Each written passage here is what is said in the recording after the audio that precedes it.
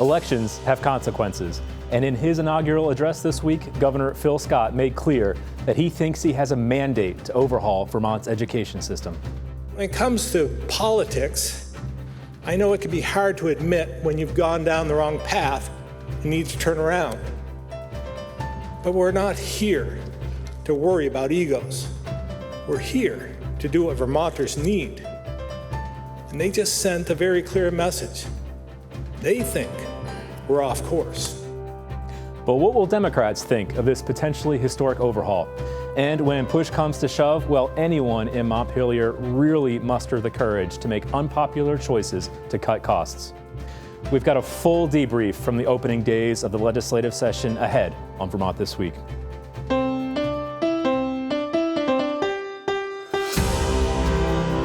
From the Vermont Public Studio in Winooski, this is Vermont This Week.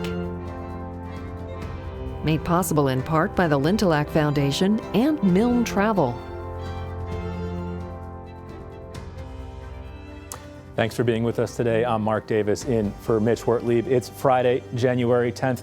So much to get to. Joining us on the panel today, we have Pete Hirschfeld from Vermont Public, Alison Novak from 7 Days, and Calvin Cutler from WCAX. Thank you all for making the time. Pete, we start in the obvious place, the governor's inaugural address. He started to throw down a bit of a gauntlet, didn't he? Yeah, you know, I think if, leaving aside the policy, if you look at just the oration and the writing and the way in which the governor delivered this speech, it's as good a speech as we've seen him give since he became governor. There was a moment at the beginning where he choked up a little bit, recalling his mentor, former state senator Dick Mazza, and he took a few seconds and then he resumed, and it was almost like he was inhabited by a muse or something. I mean, it was just a clean, crisp delivery, lots of compelling imagery in there. And I think if you take 100 Vermonters and ask them what they thought of that speech, the vast majority would say he knocked it out of the park. The legislature, however, Democrats in the legislature, heard a lot of lecturing in that speech. They felt like their nose was being rubbed in election defeats on November, that they already knew full well why that happened. They didn't really understand why Phil Scott had to reiterate it so vociferously on Thursday. And there are Democrats who are left wondering right now, does Phil Scott really want to engage in this spirit of bipartisan unity that he lent voice to? Yeah, it's a good question, right? I mean, for the past few years, I mean, really since we've seen a Democratic supermajority, the governor time and time again has been pleading with Democrats to either work with him in his agenda or try to keep state spending in line. Remember all of that COVID cash? He, was begging them at the time, please use this for one-time expenses, not ongoing. And so here is Phil Scott with the political wind in his sails. He's got more Republican allies than they've had in many, many years in the Statehouse. It's going to be a much, much different session. The relationship between the governor and Democrats, what policies that they can and can't get over the finish line. I mean, I think the question is, and I think Pete just touched upon it, what will they actually get done in terms of education, finance, and housing, and some of these challenges underlying our demographics, or will this just get, or will they sort of, not be able to come to consensus, and will they continue to fight over this? And we don't know yet. Well, and as you just noted, the first order of business, I think obviously is going to be education. We heard a lot of talk about both education funding, education governance. Let's hear a little bit more from the governor in his speech. With my budget in 2 weeks, we'll share our full proposal to improve the quality, equity, and sustainability of the pre-K through 12 system in Vermont. With those three principles and the mandate voters gave us in November, we'll propose a multi-year plan to transform education. First, it will include an entirely new student-centered funding formula to provide more and better opportunities for kids and get costs under control. Second, we'll propose a new, simpler governance structure so we can deliver better and more equal education across communities. Third, we'll provide school boards and administrators with support and guardrails to reduce cost pressures. Finally, We know Vermonters can't afford to pay more. So if school boards contain spending growth to the projected level, my budget will lower the impact of this year's increase with a goal to eliminate it. All right, Alison, inaugural addresses, state of the state addresses. We don't get a ton of policy specifics. We're going to get that in the weeks to come. But let's flesh this out a little bit. What do we know right now about sort of what the governor is thinking in reforming public education? So he talked about a student-centered formula, which I think most people take to mean something called a foundation formula. So this is a formula, this is a type of education funding formula used by a lot of other states. So essentially what it is the state gives a lump sum to each school district based on kind of what is required to adequately educate each student. So instead of, like, as is the case now, school boards determining what they need and then the state funding it, the state is actually taking the lead and saying, this is how much we're going to give you. And there's an adequacy kind of calculation that the state will use to determine, like, what each student needs to, get their education. There's weighting, as there is now, so there will be weighting for things like English language learners, special education students, and students living in poverty.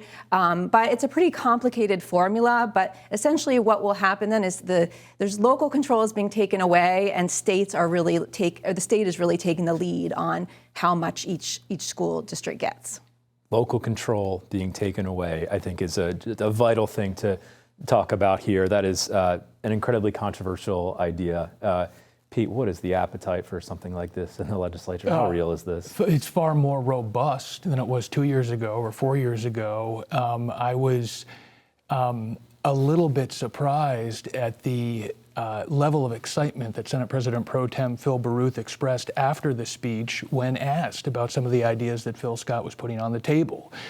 He said, I'm really excited that the governor is presenting a plan that appears to have some robust thought behind it. His team has obviously been putting some work into the specifics that are going to be rolled out in the weeks to come. And he said this idea of a foundation formula actually would behoove the legislature. We've been taking the blame for the past 9 months for these 14% property tax increases that Vermonters are experiencing. He said the reason we've suffered so badly politically as a result of that is because we have no say in what school budgets are, and yet we have to raise the taxes sufficient to pay for them.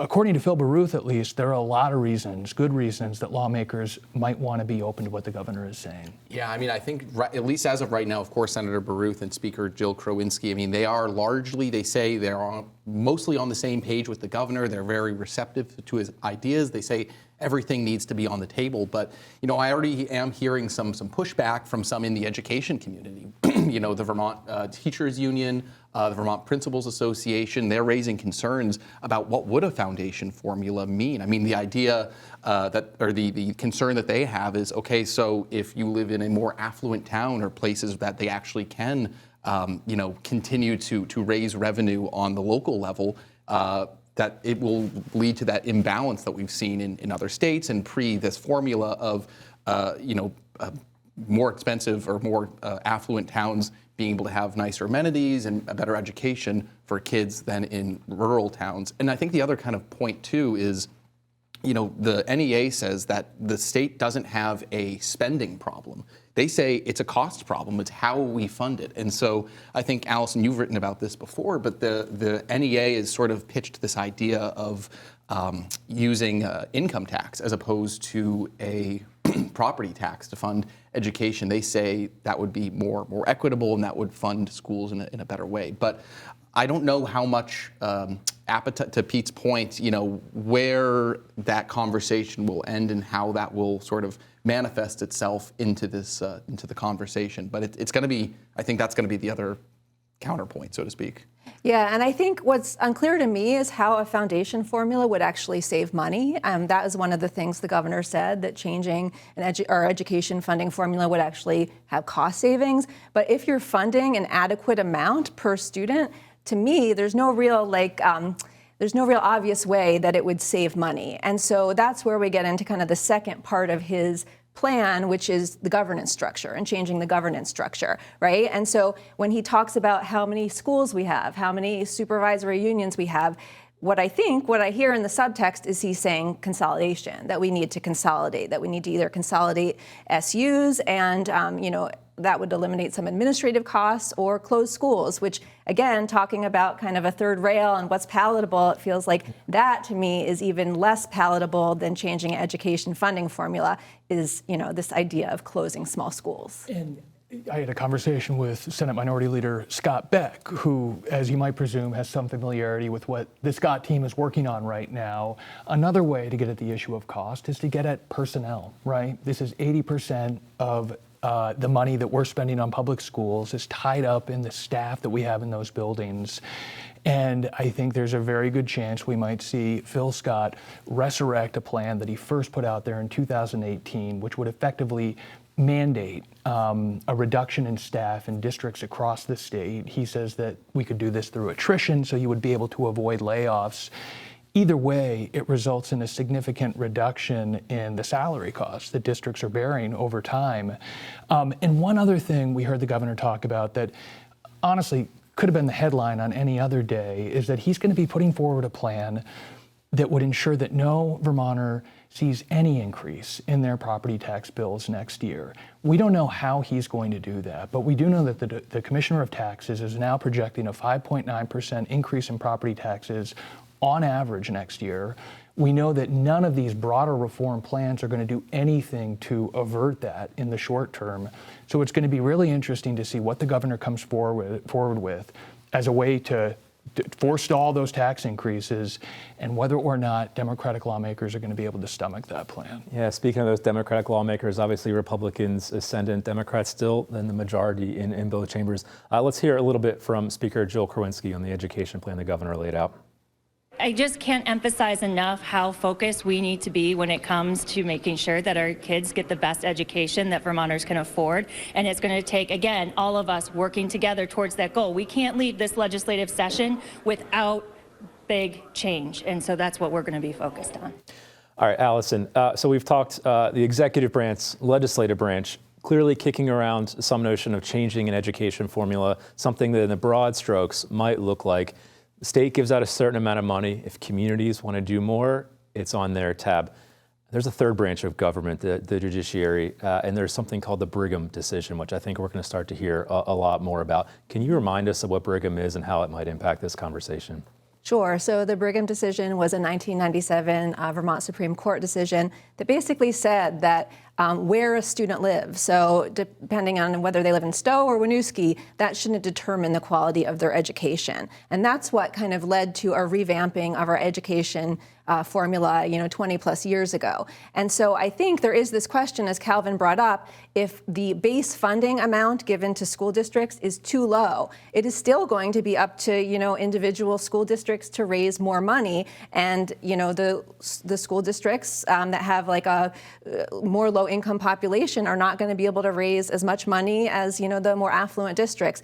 So that could kind of fly in the face of Brigham. But some also argue that the system that we have right now, too, also already kind of flies in the face of Brigham, right? I mean, like, even though some students in some schools might be getting, a equitable or the same amount like per equalized pupil, but if you have, depending on where you live in the state, if you live in South Burlington or in, more urban centers in the state, your students might have opportunities to a football team or a study abroad program or different language programs that places in maybe the Northeast Kingdom or in rural Franklin County don't have. So that's, I guess, kind of gets back to the nuance of all that of this. That is a very good point. And for sure, we do not have an equitable system, right? We have Barry, who took, until this August or September to pass their school budget vote. And then we have districts that passed very easily. And it's usually the more low-income districts that are the ones that end up having to cut, and have the lowest cost per pupil. And of course, we talk about Brigham. It's a very old decision. It's an entirely new Vermont Supreme Court, new judiciary. So times change. Certainly this speech was education heavy. Pete, you and I talked in the newsroom before. Is this speech going to entirely be about education? Is he going to sort of pull a Peter Shumlin, who in 2014, I believe, gave over his entire address to the opiate epidemic? Education heavy, but not exclusively. The governor did make some time for a few other topics, right? Yeah, housing primarily. The governor has talked at length in recent months, frankly, throughout his entire tenure, about the need for more housing in Vermont. That crunch has never been more severe than it is right now. And he said to lawmakers, if we're going to solve our demographic challenges, if we're going to solve our challenges in public education, we need homes for people to live in. Didn't see any specific policies, but pretty clearly he wants to increase funding for the program called VHIP, which provides state subsidies for bringing blighted rental properties back onto the market. He wants to expand the use of tax increment financing districts. We won't go into the legalese around that right now, but suffice it to say, it's a form of tax breaks to encourage development and housing construction. And of course, the governor wants to get rid of a lot of the land use regulations that he says are holding back housing. So that debate will be front and center again in 2025. Let's hear a little bit more from the governor on housing. This session is crucial. We passed an actual housing bill focused on 4 strategies. First, let's strengthen our foundation with infrastructure for housing and flood recovery, not just with funding, but with a creative expansion of our successful TIF program.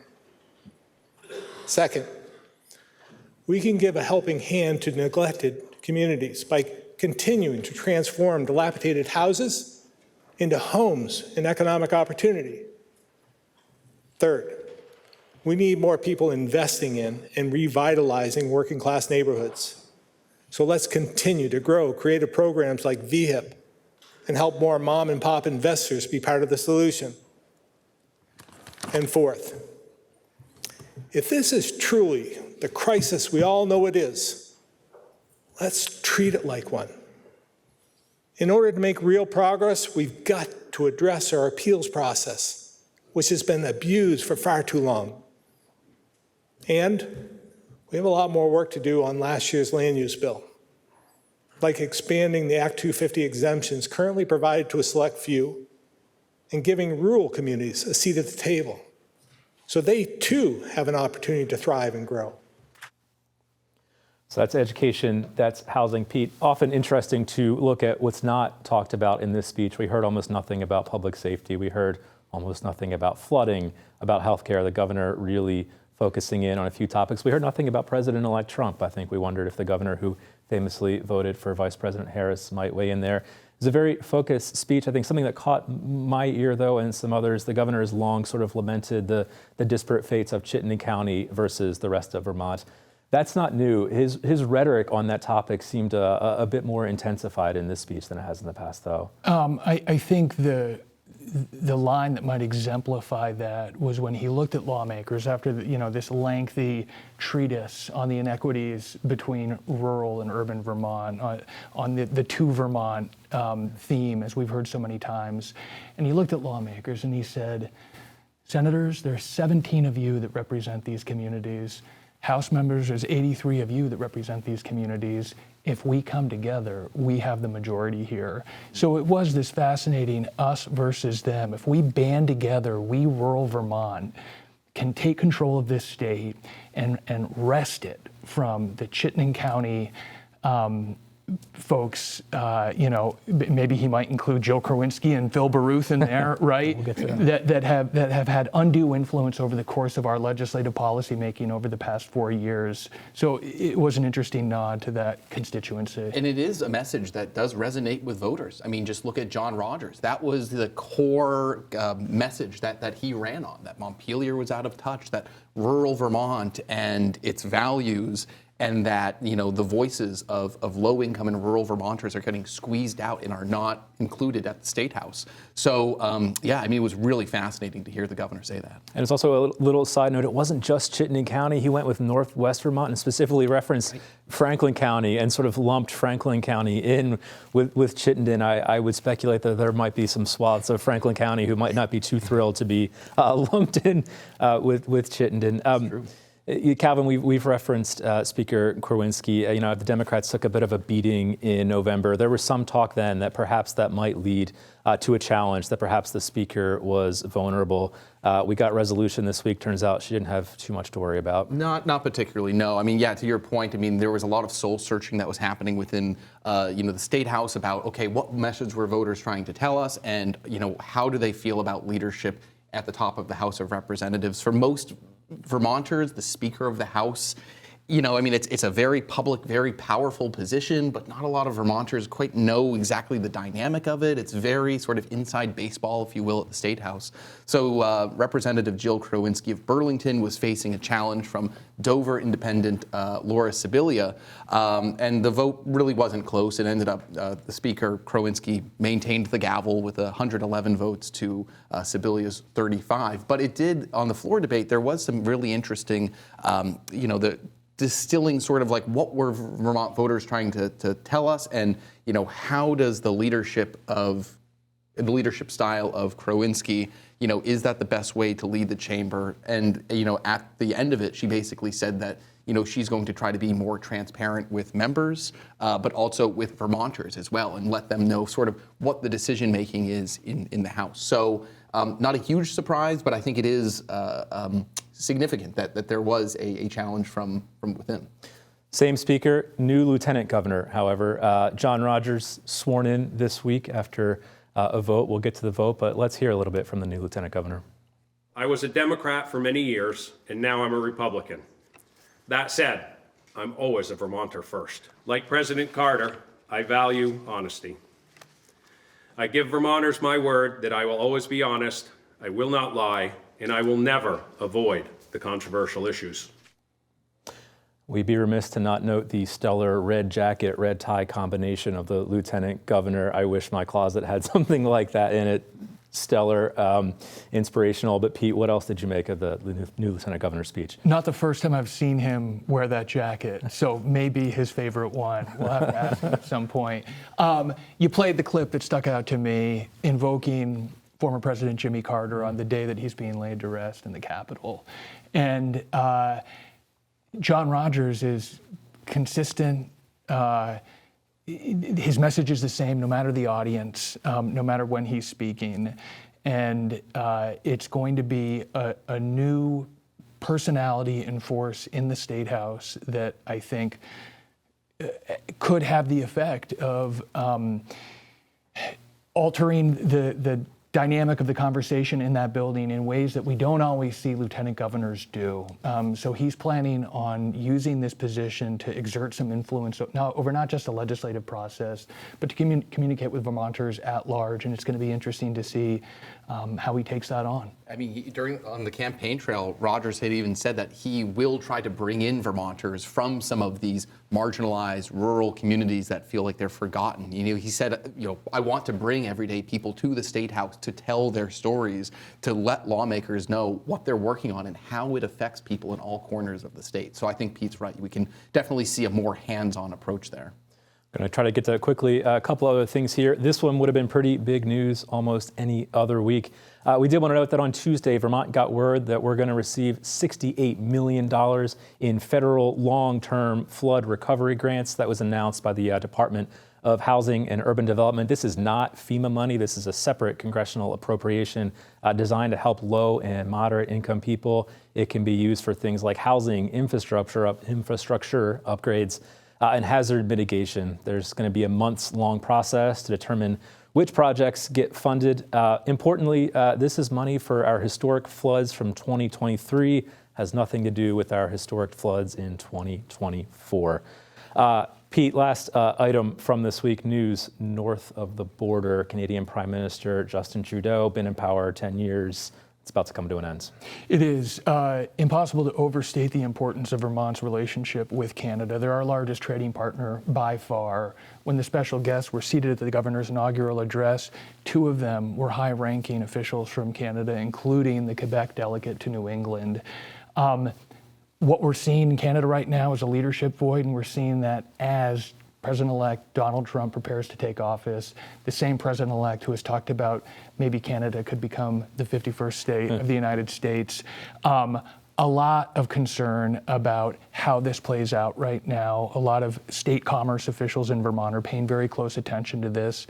We get a ton of energy from Canada, Hydro-Quebec, just one example.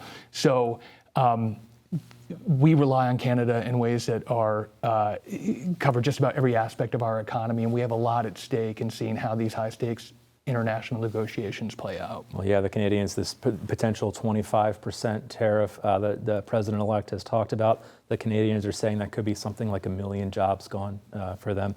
Fascinating time for this to be coming about. Perhaps my favorite story of the week, Prime Minister Trudeau, NBC is teasing an interview with him that'll air this week in which Trudeau said he met with Trump a couple months ago as all this 51st state talk was brewing, and apparently the Canadian Prime Minister joked about perhaps annexing Vermont as part of this. You ready to be Canadian? You know, I'm gratified to hear they think so highly of us, because I have a bit of an insecurity complex when I go up there and don't speak perfect French. So makes me feel good that he would think of us. I am a New Year's resolution person. I know it's not really in vogue anymore, but I've been working on my French, coincidentally. The Duolingo is wonderful. I'm ready to go if we need to. Well, that's about all the time we have for today. My thanks to our wonderful panelists, Pete Hirschfeld from Vermont Public, Alison Novak from 7 Days, and Calvin Cutler from WCAX. Thank you, everyone, so much for being here, and we'll see you again next week.